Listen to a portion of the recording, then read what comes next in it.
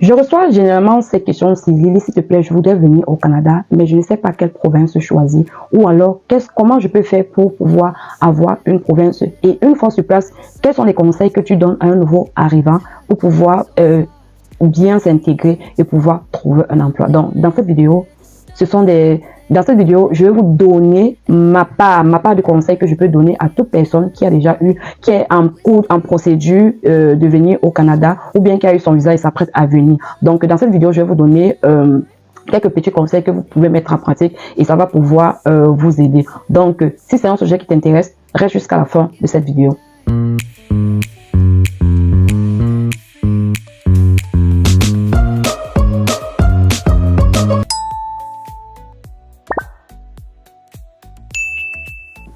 Hello les amis, pour ceux qui me découvrent pour la première fois, moi je suis Liliane. Sur cette chaîne, je partage un peu de tout. C'est vrai que d'autres me connaissent déjà dans mon autre chaîne où je parle d'immigration. Donc, mais sur cette chaîne-ci, je parle beaucoup plus d'intégration et autre chose. Donc les amis, si c'est la première fois que vous tombez sur cette page, n'hésitez pas de vous abonner et d'activer la cloche de notification. Si vous avez aussi un sujet concernant par exemple le Canada ou bien la province à laquelle je suis, je pourrais vous répondre. Donc, sans plus tarder, je vais entrer dans le vif du sujet. Donc, j'ai pris quelques notes que vous allez voir ici, là, pour pouvoir vous répondre à cette question-là que beaucoup de personnes me posent. Donc, les gens posent souvent la question de savoir comment je peux faire pour choisir une province à laquelle je vais partir. Il faut savoir que le Canada compte 10 provinces et 3 territoires et généralement, les gens viennent avec... Il y a les deux procédures dont beaucoup connaissent. Il y a la procédure ARIMA et la procédure Entrée Express. Mais pour mon cas, moi, je suis venue au Canada. J'ai pas utilisé ces deux procédures-là. Vous savez tous, j'ai déjà raconté comment j'ai fait pour arriver au Canada. Et le programme que j'ai eu à utiliser, c'était le programme Initiative stratégique du Nouveau-Brunswick parce que oui, je me trouve actuellement dans la province du Nouveau-Brunswick. Donc, si vous voulez aussi en savoir par rapport au Nouveau-Brunswick, n'hésitez pas de laisser un commentaire. Donc, dans cette vidéo, je vais parler du Canada en général, que vous soyez dans la procédure ARIMA ou bien vous soyez dans la procédure Entrée Express.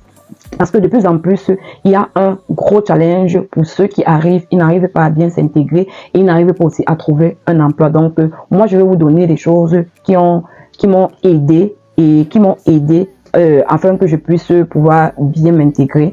Donc, c'est vrai que ça fait pas longtemps que je suis là, mais je peux dire que je suis quand même bien intégrée. Donc, je vais vous donner aussi les conseils et ce que vous pouvez utiliser. Déjà, la première chose, quand vous êtes en procédure, les erreurs que les gens font, les gens commencent à se préparer une fois qu'ils ont déjà le visa. Non.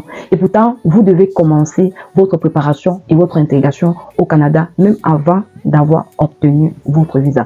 Donc, quand vous faites votre procédure, à un certain moment de votre procédure, le gouvernement IRCC va vous donner une lettre, ils appellent ça la LSAA. Ça veut dire quoi? Lettre de service avant arrivée. Cette lettre de service avant arrivée, quand vous allez lire, ils vous disent là-bas que vous avez la possibilité de contacter les employeurs depuis le Canada parce que avec ça, c'est une façon qu'on vous donne un droit de pouvoir trouver le Canada depuis votre pays. Donc, et beaucoup ne le font pas. Quand ces lettres arrivent, ils prennent ça, ils gardent. Vous avez la possibilité de contacter des organismes de nouveaux arrivants avant d'arriver. Mais beaucoup ne le font pas. Si vous lisez ce papier, quand vous allez voir, ça vient en forme de PDF et les liens sont cliquables.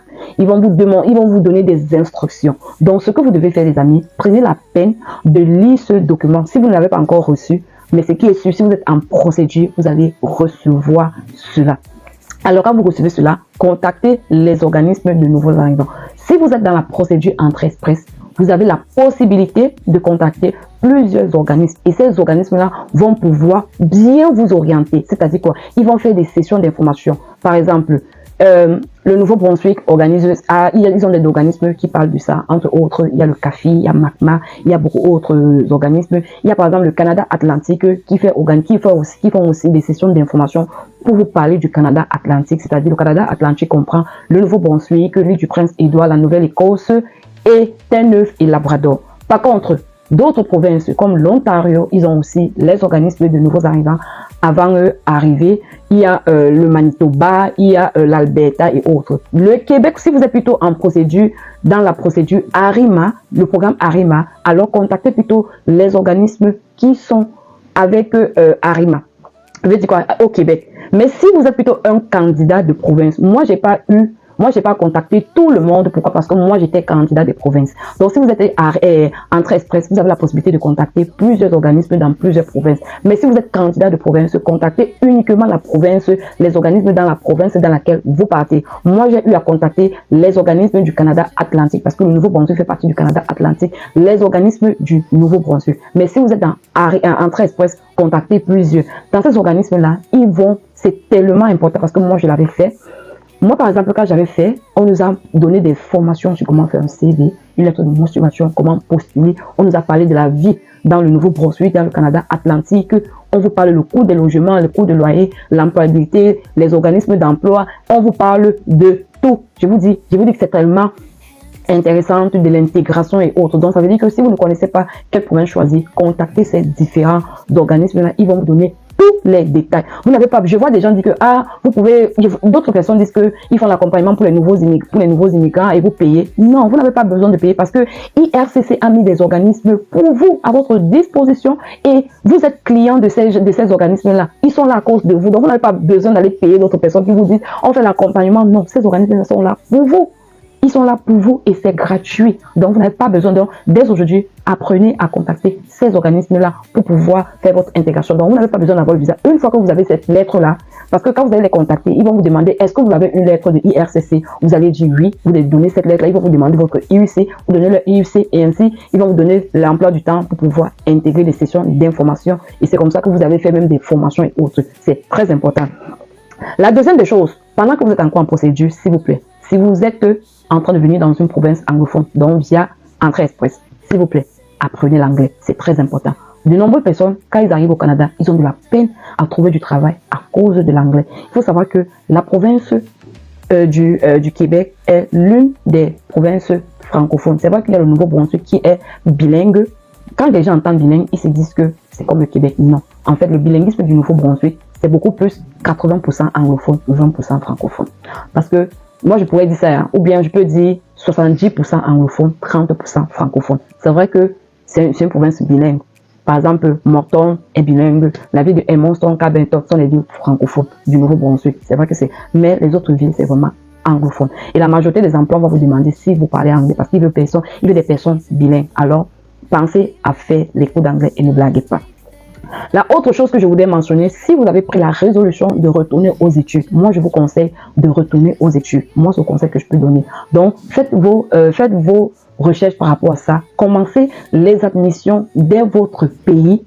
Commencez déjà les admissions dès votre pays pour pouvoir être... Surtout, moi je vous dis, quand vous avez déjà obtenu votre LSAA, ou bien alors, si vous avez obtenu votre visa déjà, vous pouvez commencer les procédures parce que actuellement, il y a trop de demandes. Si vous attendez d'arriver sur place, on va devoir vous mettre, vous allez pouvoir, on va vous mettre dans des rentrées un peu longues. Je prends par exemple le cas d'une amie qui s'est inscrite en 2024, je pense que c'était en octobre 2024.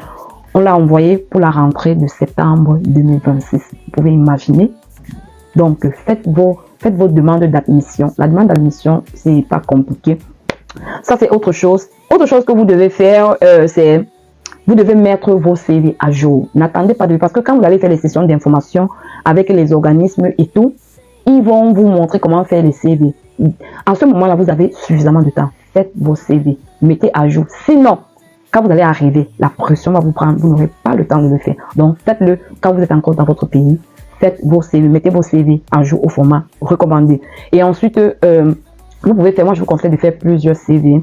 Ne pensez pas seulement à faire les CV dans votre domaine. Il faut un peu, je veux dire quoi? Parce que quand vous allez faire vos CV, quand vous allez faire les sessions d'information, ils vont vous dire que si vous arrivez, vous trouvez n'importe quel emploi, prenez-le seulement pour un début et après vous allez changer. Donc, faites des CV dans plusieurs domaines. Même si c'est aller travailler au McDo, faites des CV dans ce sens-là. Autre chose que je veux dire, si vous avez eu votre visa et que vous vous apprêtez à arriver au Canada, la première des choses, c'est quoi? Pensez à venir avec beaucoup d'argent. Parce que, franchement, il vous faudra beaucoup d'argent. Sinon, surtout si vous venez en famille, sinon, la dépression va vous prendre. Au Canada, on ne ramasse pas l'argent.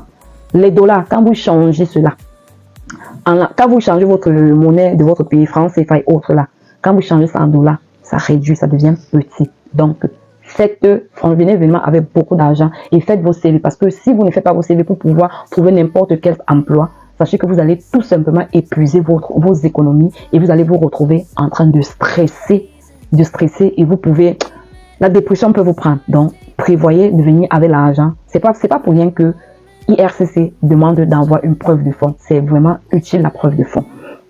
Autre chose, une fois que vous êtes là, quand vous arrivez, vous avez trouvé votre logement. Parce que même pour le logement, les organismes dont je parle là peuvent vous aider à trouver des logements. Ils vont vous aider, vous orienter et vous aurez la possibilité de pouvoir trouver les logements. N'envoyez pas vos agents sans être sûr de la personne avec qui. Parce qu'il y a d'autres personnes qui vont dire que non, on a dit qu'on peut trouver un marketplace. Vous partez sur marketplace, vous trouvez, après vous envoyez l'argent, la personne disparaît. Faites très attention. Si vous voulez réserver, vous pouvez prendre soit un Airbnb. Si vous avez une personne qui veut vous accueillir, allez chez la personne qui veut vous accueillir. Mais si vous avez quelqu'un sur place, demandez à la personne de vous aider à trouver un logement et tout. Mais n'envoyez pas votre argent parce que vous avez trouvé quelqu'un sur Marketplace. Vous regardez les vidéos avec lui et après vous envoyez cet argent. Vous risquez d'être arnaqué. Donc ne faites pas cette erreur-là. Une fois que vous êtes là, inscrivez-vous aux organismes de nouveaux arrivants après arrivée parce que il faut savoir qu'il y a les organismes de avant arrivée, il y a les organismes de après arrivée. Inscrivez-vous aux organismes de après arrivée. Aux organismes de après arrivée, quand vous arrivez, vous partez vous inscrire, ils vont vous donner des informations par rapport à la province, par rapport à la région ou à la ville que vous avez choisi, ce que vous devez faire en premier. Ils vont vous donner tous les documents, les papiers et tout et tout.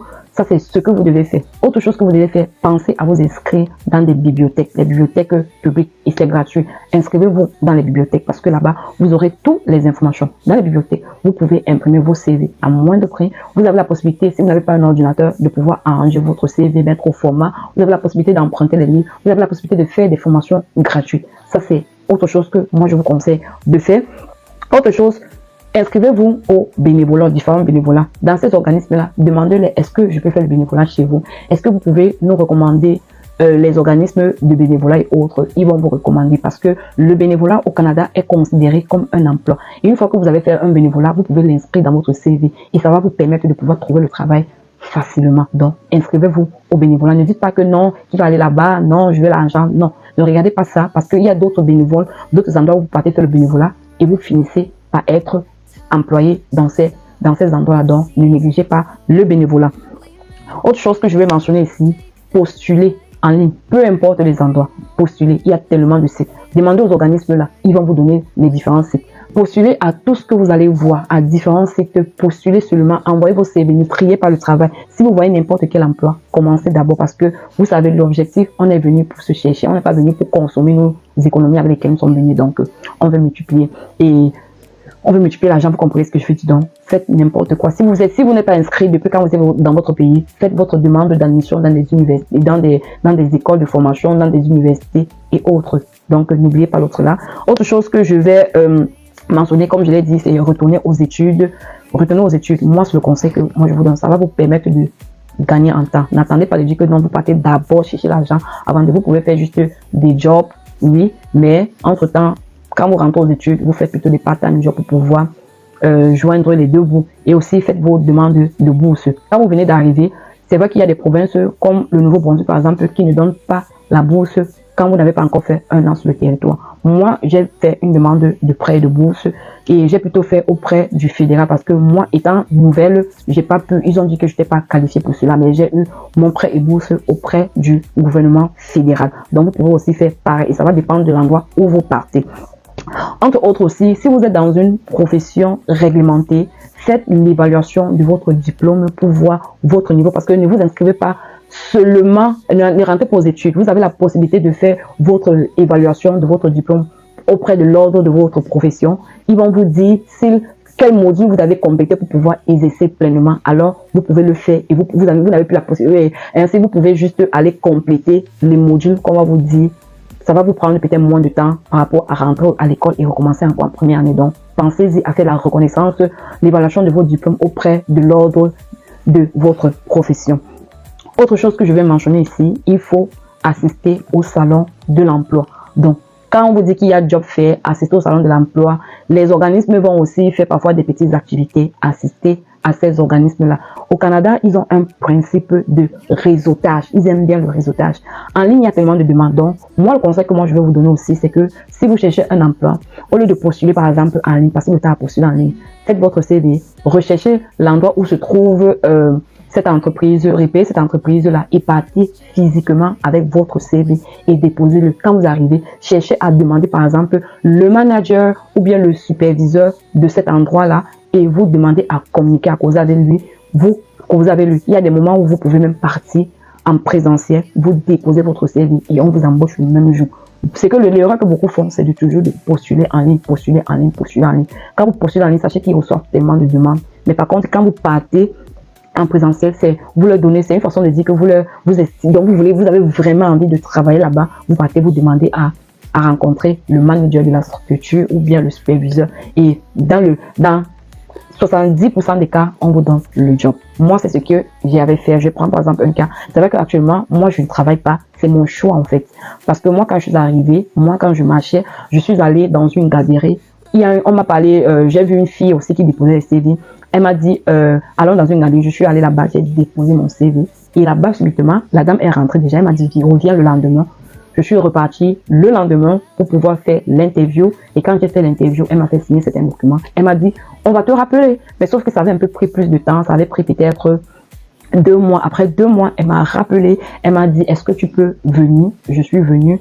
Elle m'a dit, bon, il faut que je voulais te donner le job. Je lui ai dit que, madame, est-ce que vous acceptez le part-time job? Elle m'a dit non. Elle m'a dit pourquoi? Je dis parce que je suis retournée aux études. Je ne peux pas faire le full-time. Elle m'a dit malheureusement, elle ne pouvait pas. Donc, ce que j'ai fait, comme j'avais une amie qui cherchait le travail, quand moi je suis rentrée, j'ai appelé mon amie, je lui ai dit, rentre, va à tel endroit. Là-bas, je suis allée, voici ce qu'on m'a dit, on ne peut pas me prendre, mais je te demande de partir là. Et elle est partie et on l'a pris. Donc, elle est en train de travailler là-bas actuellement. Donc, c'est la raison pour laquelle je vous dis, parfois c'est mieux d'aller. Il y a beaucoup d'entreprises qui ne font pas la publicité sur les sites d'emploi. Ce que vous pouvez aussi faire, c'est de regarder aussi le site de l'entreprise directement parce que là-bas aussi, ils postent les jobs. Ne partez pas seulement regarder sur les sites comme Indeed, Jobbank et autres.